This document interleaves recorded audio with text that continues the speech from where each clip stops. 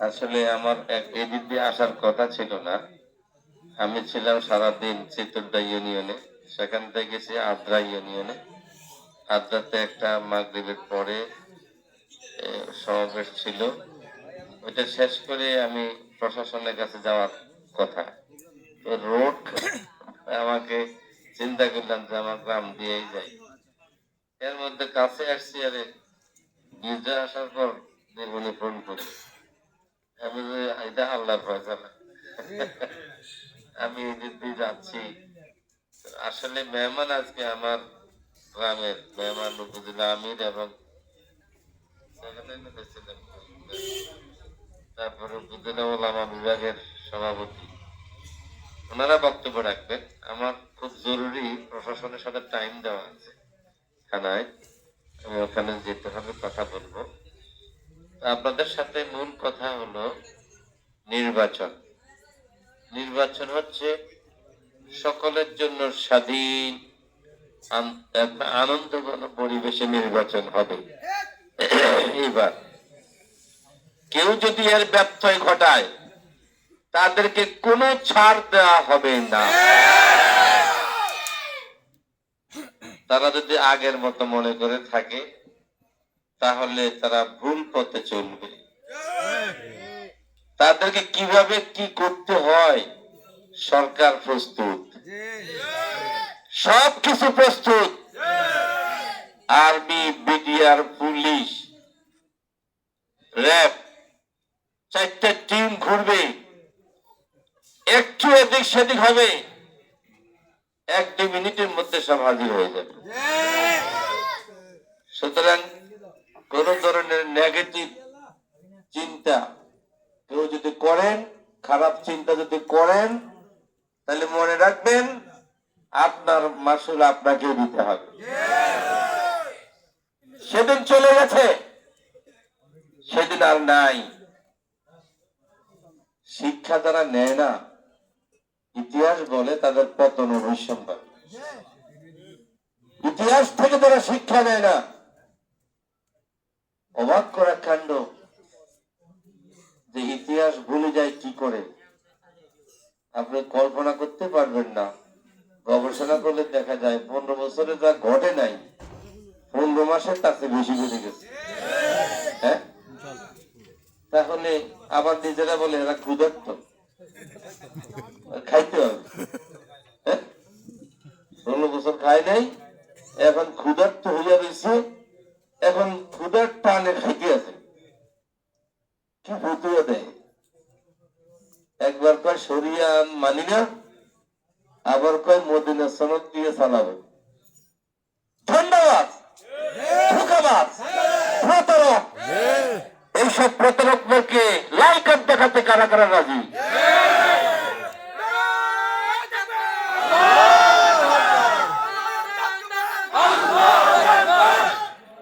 মনে রাখবেন, আমরা কচুরি ফানা নয় না যে ভেসে আসছি, খড়কুটা না যে উড়ে আসছি। চোখ কেন খারাপ কথা বলা আমরা শিখি নাই, তাই বলে মোকাবেলা কিভাবে করতে হয় এটা তো জানি না, এটা মনে করবেন না। কারণ আমরা যদি ধরি ওই বিদ্যুতের মতো,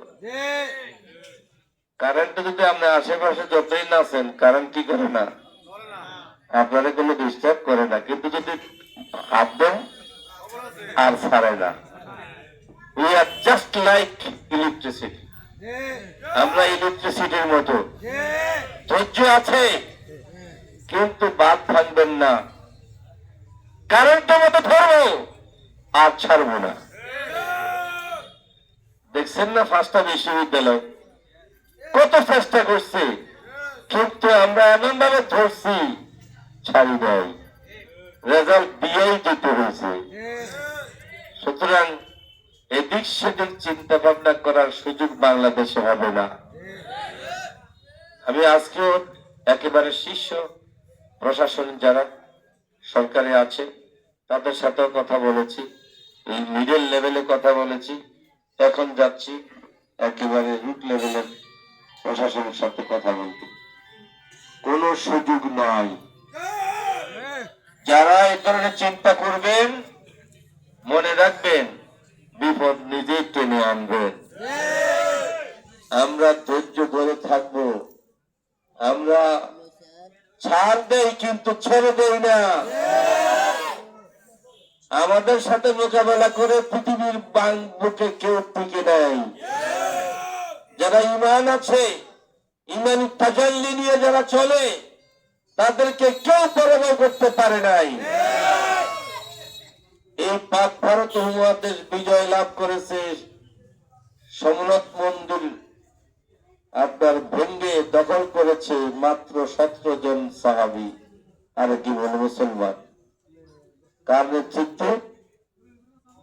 মোহাম্মদ বিন কাসেমের নেতৃত্বে মাত্র 17 জন লোক পুরা ভারতবর্ষ দখল করে নিয়েছে। দিস ইজ মুসলমান, দিস ইজ ঈমান। এই ঈমানে বলে বলিয়ান হয়ে আমরা চলি। বাংলাদেশ জামাত ইসলামী কাউকে ভয় করে না, আল্লাহকে ছাড়া কাউকে ভয় করে না। মনে রাখবেন, যদি কোন কেন্দ্রের মধ্যে এদিক সেদিক করেন, রাস্তাঘাটে এদিক সেদিক করেন, আমি সবই শুনতেছি, সব আমি রেকর্ড করে রাখছি। যথাসময়ে যথার্থ জবাব দেওয়া হবে। মনে করছেন আমি একজন মাওলানা, মাওলানারা যদি ক্ষিপ্ত হয় তাহলে তাদের সাথে আল্লাহ থাকে। দুনিয়ার কোন শক্তি তাদের কাছে বিজয় লাভ করতে পারে না। সুতরাং আমরা সেভাবে আমাদের সবাইকে বলবো, যার যার জায়গায় স্বাধীনভাবে চলাফেরা করুন, স্বাধীনভাবে কাজ করুন, স্বাধীনভাবে ভোট দেওয়ার সুযোগ থাকবে। এখানে কোনো বিকল্প কোনো রাস্তা দেখতে চাই না এবং রাস্তা পাওয়াও যাবে না। পরে দেখবেন পালাবার জায়গাও খুঁজে পাবেন না। পালাবেন কই? যারা এগুলি করবে তারা পালাবে কোথায়? লন্ডন তো যাইতে বলে আকাশ দিয়ে যাইতে, ইন্ডিয়া যাওয়া তো একটু সোজা। বর্ডার দিয়া গেলে ইন্ডিয়া করবে যে আইও আইও, হ্যাঁ ইন্ডিয়া তো জায়গা দিবে না। হ্যাঁ, সুতরাং লন্ডন সেখানে যাওয়ার ক্ষমতা নাই আপনার। লন্ডনে ভিসা পাইতে 12টা বাজে, এত সহজ না। সুতরাং আপনাকে মনে রাখতে হবে, যাওয়ার জায়গা পাবেন না, গর্ত খুঁজে পাবেন না। বাংলাদেশের মানুষ এত সচেতন হয়েছে, সজাগ হয়েছে। আমরা মানবিক সংগঠন, আমরা অন্যায়কারী সংগঠন নয়, জুলুমকারী সংগঠন নয়। আমাদের আমিরে জামাত সুস্পষ্ট ভাবে ঘোষণা করেছেন, ইসলাম যেহেতু প্রতিশোধ নেয় না, প্রতিশোধ পরায়ণ সংগঠন নয়, আমরা প্রতিশোধ নেওয়ার সংগঠন নই, কিন্তু প্রতিরোধের সংগঠন। ওই রাস্তান ফিরু ফান, ওই রাস্তান ফিরতুম ফান ফিরু। রাসূল সাল্লাল্লাহু আলাইহি সাল্লাম ঘোষণা করেছেন, যদি তুমি তোমাকে আঘাত করে তাহলে তুমি কিন্তু প্রতিরোধ করবে। দিস ইজ সুন্নাহ, এটা হলো রাসূলের সুন্নাহ। সুতরাং আমরা প্রতিরোধ করার রাস্তা চিনি। সুতরাং ডিস্টার্ব করবেন না। আমরা ধৈর্যশীল বলে আমাদেরকে দুর্বল মনে করবেন না। আমরা সিদ্ধান্ত নিয়ে বাংলাদেশের কোথাও আমরা পরাজিত হইনি, আমরা পালিয়েও যাই নাই। সুতরাং আমরা পালাতে জানি না, আমরা সাহসের সাথে মোকাবেলা করতে জানি। তো আপনাদেরকে এই মেসেজ দিচ্ছি, সারা বরুড়া জোয়ার, আলহামদুলিল্লাহ, সারা বরুড়াতে জোয়ার। আমি পুরা বরুড়াতে ঘুরছি, মানুষের মনের মধ্যে একটাই, ইনশাআল্লাহ দাঁড়িপাল্লাহ, মাশাআল্লাহ দাঁড়িপাল্লাহ। দেখলে আমাদেরকে বলে এই কথা, ইনশাআল্লাহ দাঁড়িপাল্লাহ।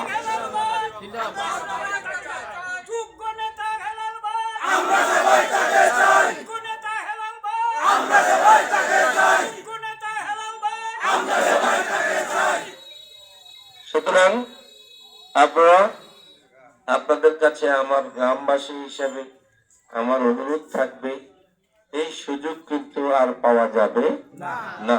এই গ্রামে এমপি আসুক, এটা আপনারা চান? তাহলে যারা চায় না তারা কোন জগতের মানুষ?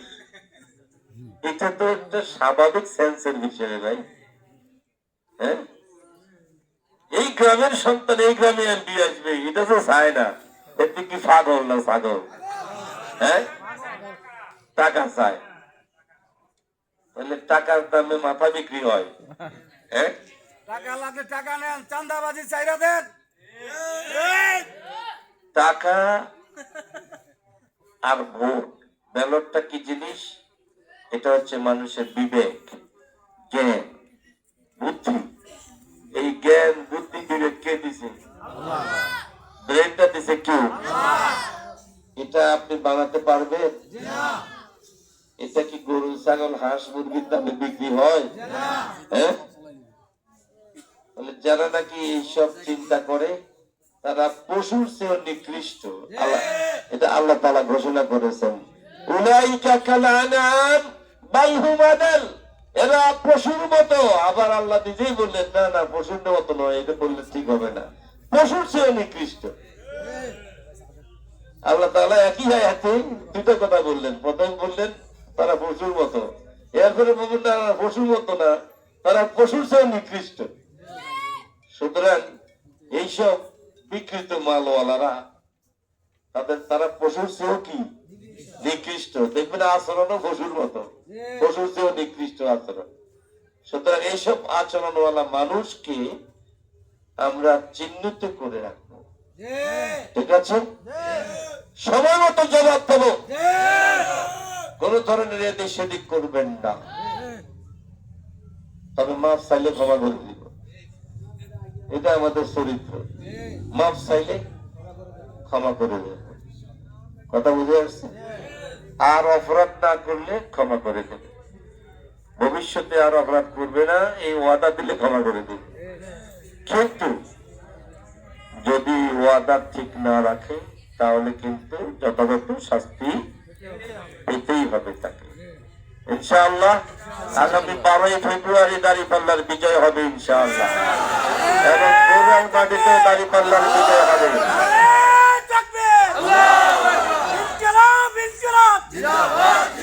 আপনাদের সবাইকে আন্তরিক ধন্যবাদ জানিয়ে আমার মেহমান তাদের জন্য আমার সময়টা স্যাক্রিফাইস করে দিয়ে আমি ছেড়ে দিলাম। আপনাদের কাছে সরি, আমি আমার অনুমতি দেন তো যাইতে পারি? আচ্ছা, আসসালামু আলাইকুম।